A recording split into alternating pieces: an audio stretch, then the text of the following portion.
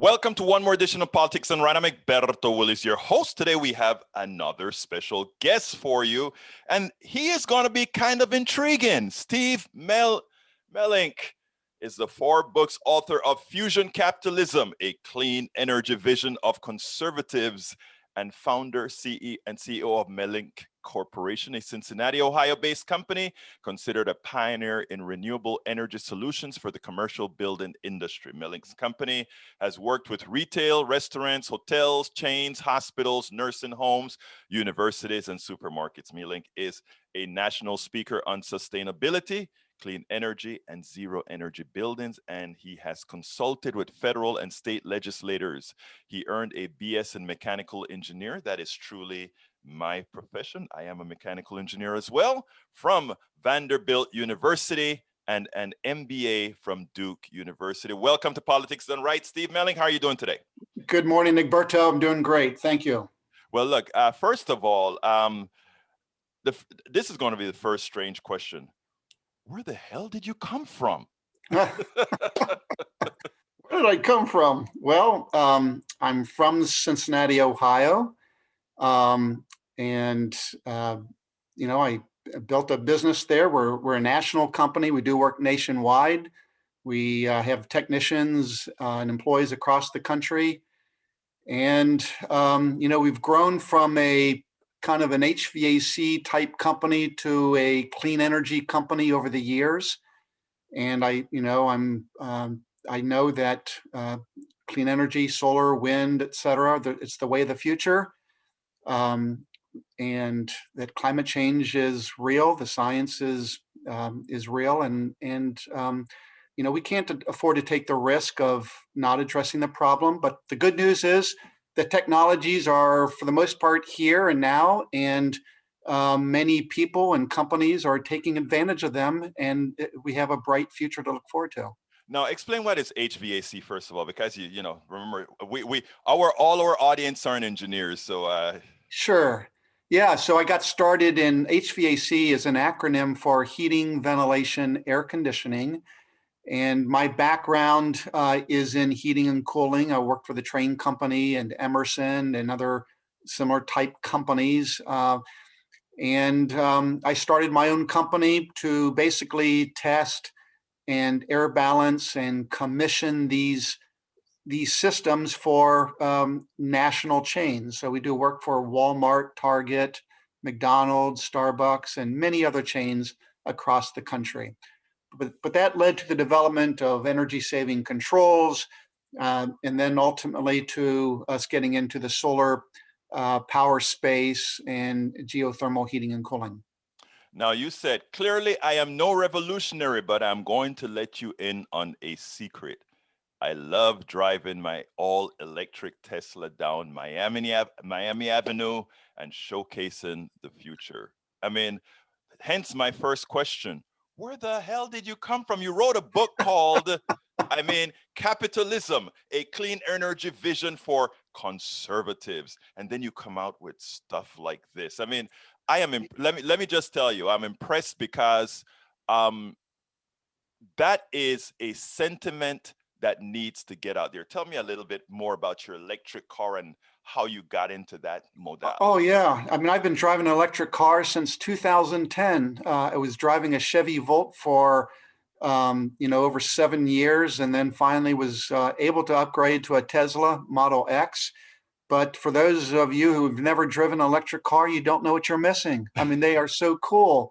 They accelerate faster. They're so much quieter. There's so much less maintenance involved. You don't have to worry about changing the oil and the radiator fluid and spark plugs and things like that. It's a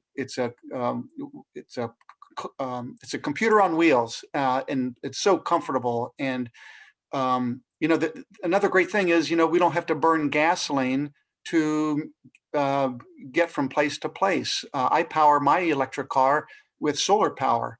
So I'm virtually driving around on, solar power rather than on fossil fuels. You said clean energy technologies are not some passing fad. They're quickly becoming mainstream. But then you say, I have to admit, it's confusing and even frustrating that the conservative brand that I grew up and identified with for most of my life is dismissing much of the damage that coal, oil, and natural gas are doing to our health and environment. That's a prescient statement. Before I ask you to answer, um, in that one paragraph, you stated a few things that many don't talk about. People just talk about coal and gas and oil as far as employment, as far as oil. Both of us are engineers. We know that fossil fuels store a big bang of energy per volume. We understand that. But the other thing is that we don't always talk externalities. I live in Texas. We have Pasadena, known as Cancer Alley. We know that the price of gas does not include the price of externalities and all those kinds of things. And when somebody like myself expresses those things, it is taken as, well, that's a progressive talking, and it doesn't really make a lot of, it's something we don't look at. But when a Steve Melink says that as a bona fide conservative, it has a lot of bang. So the real question I want to ask you is, why aren't you seeing more of your face out there as a conservative, aiding this particular movement?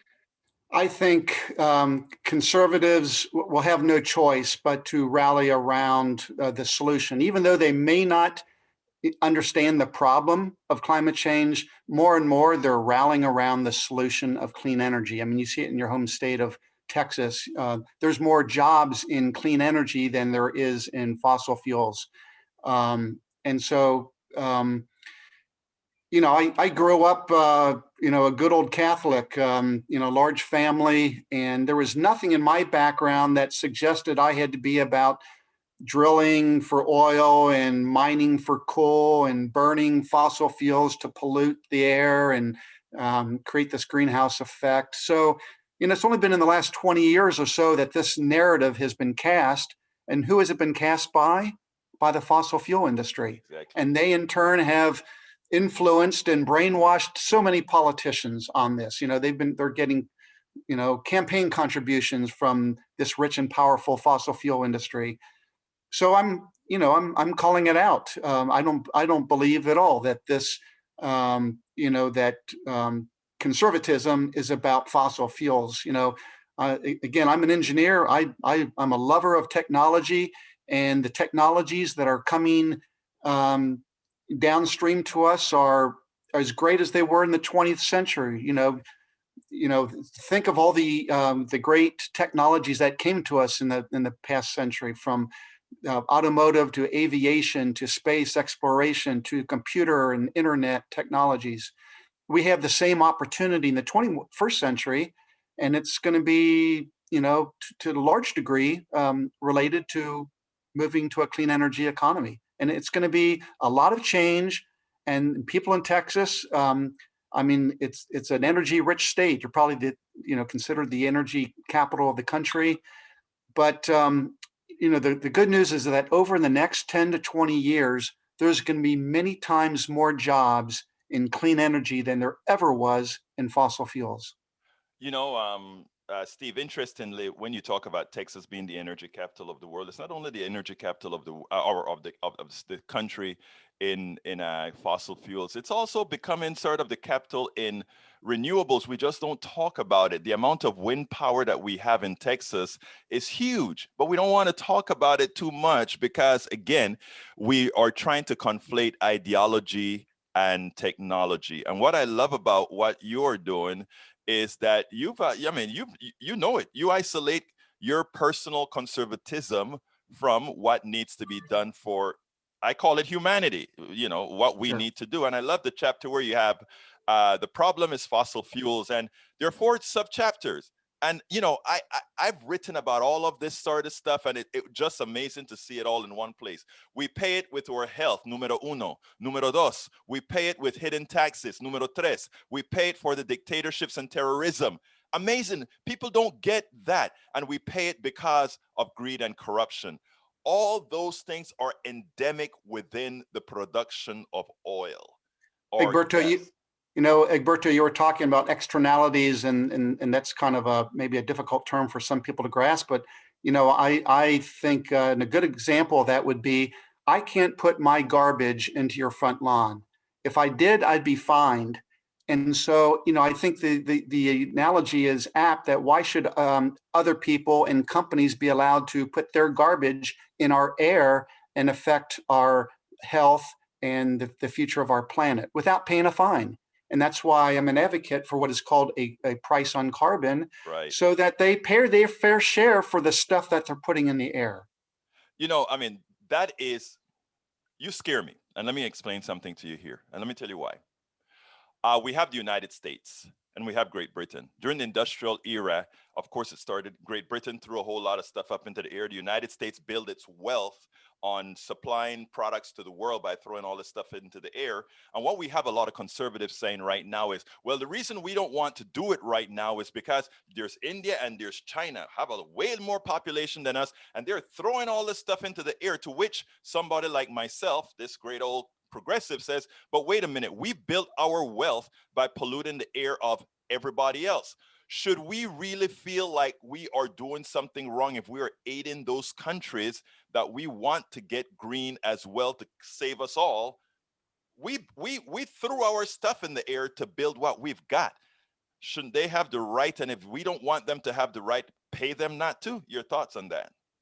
Yeah, I mean, for the last almost century, we've been buying oil from the Middle East. Now, Texas is energy rich, and Mhm. in recent years, that's not as much the case. But to a large degree, the world depends on places like the Middle East and these far-flung places where extracting oil and other and natural gas is a very costly proposition.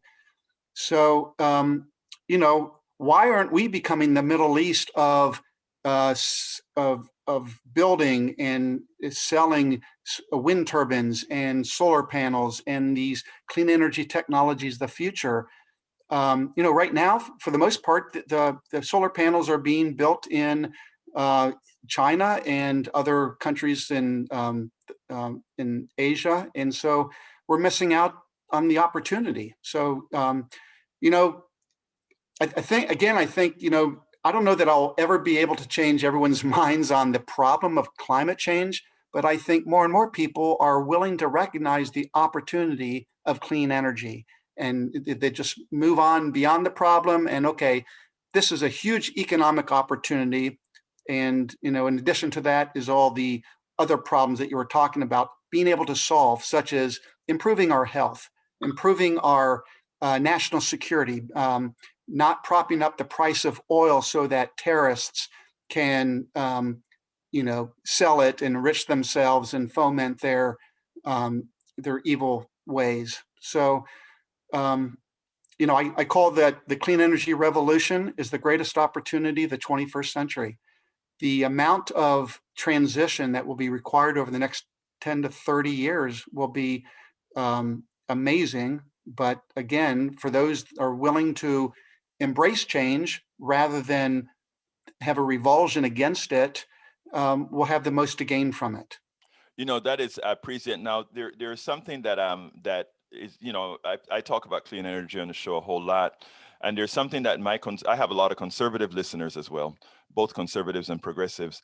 And one of the things that they always bring up is that, well, the problem is that at night the sun doesn't shine and the wind doesn't blow all the time. So, I mean, we always have to have that other energy, to which I say, yeah, we need a back in store. But let's remember that a dam holding back water is a back in store. Let's remember that basic old batteries are back in stores. Let's remember that right now, oil is a back in store of solar energy. So all we have to do is, we can actually save this stuff just like we save water, just like we save energy in other forms for when the production mode is not there. Your thoughts on that?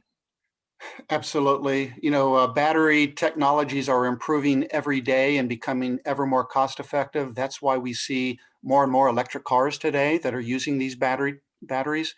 And we're seeing it even more at the grid level. And so, in the next 5 to 10 years, more and more utilities are going to be installing these utility scale battery storage systems to serve as a base load so that when the wind isn't blowing, the sun isn't shining, they can still power homes and buildings at night. So yeah, with the events of last week, I'm sorry that so many people suffered, and it's easy for people to run to the extremes and point fingers, and there's enough blame to go around, and certainly, there were problems with the wind turbines not being able to operate because they weren't winterized. Right. Wind turbines are being used in far Antarctica.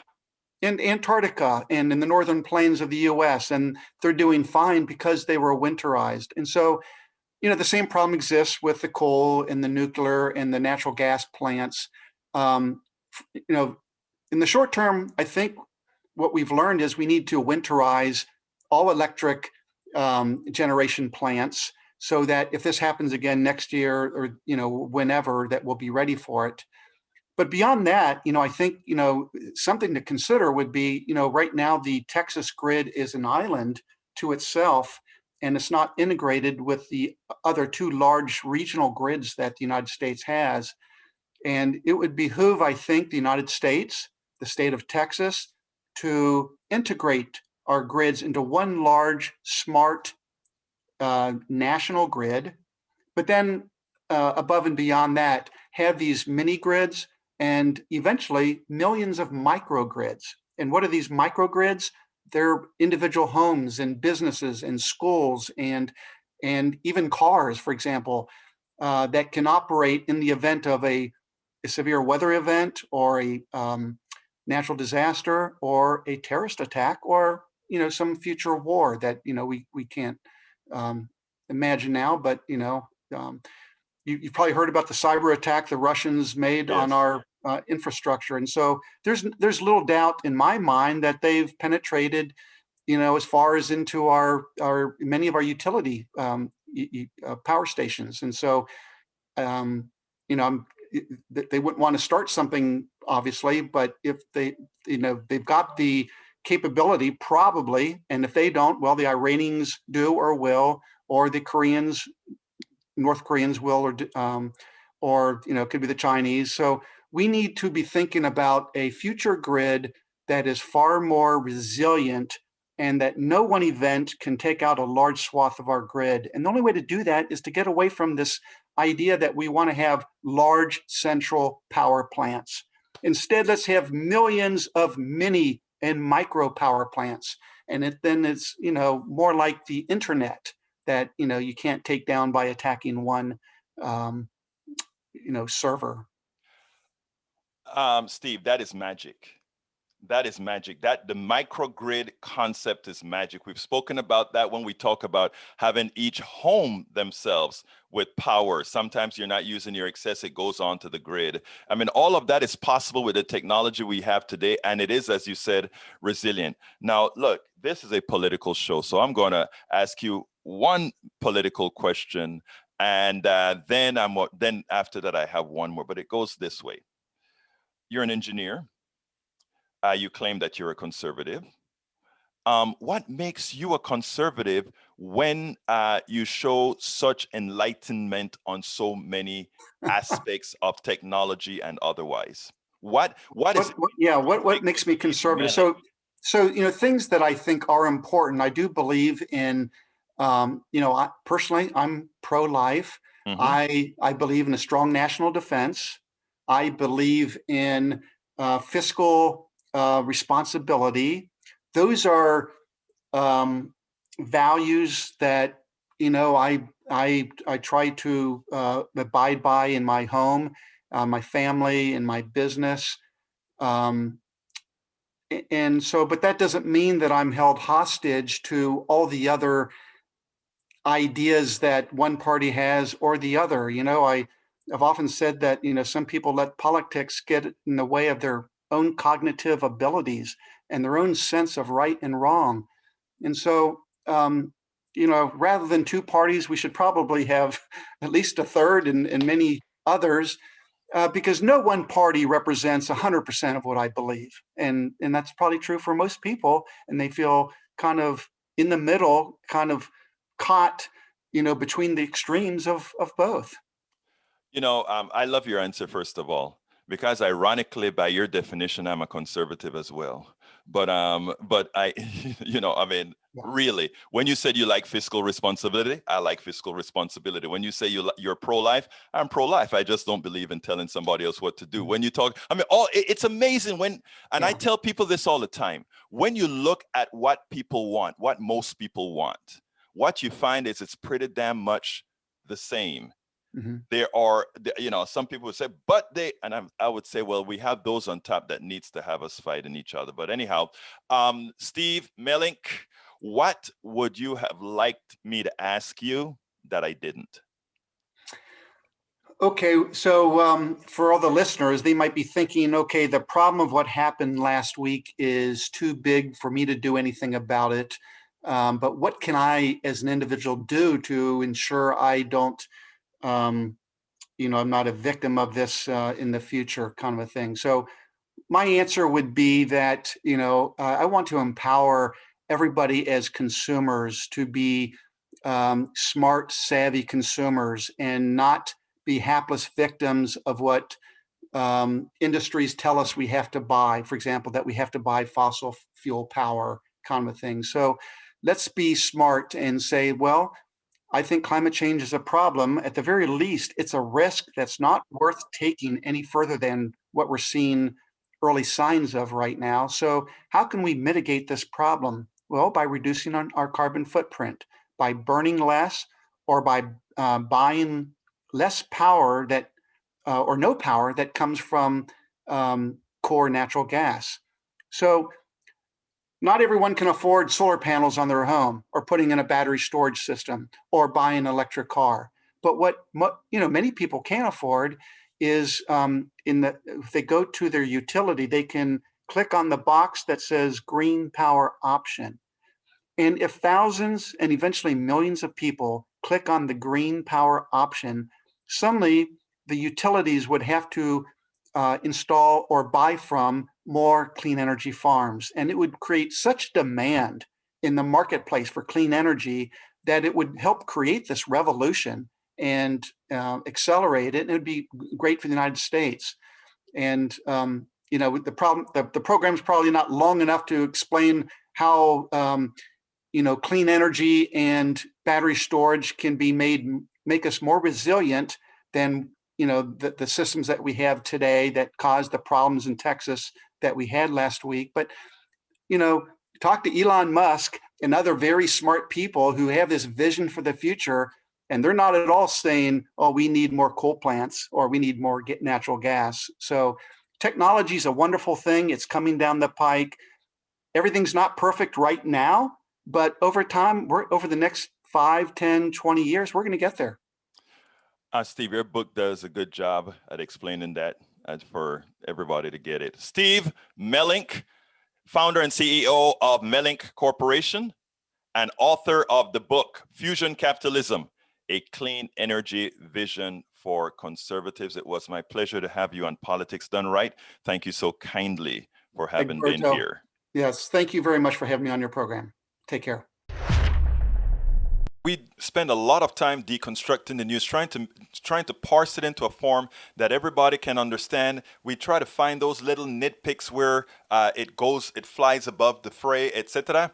If you really like these videos that we do, I want to ask a big favor. Please go ahead. Number 1, subscribe to our channel. And number 2, please join if you can. Thank you so kindly for watching. Keep watching. Please remember to share. We must populate the entire internet with our progressive message, a message that we know is what most Americans say that they want. So help us, please join.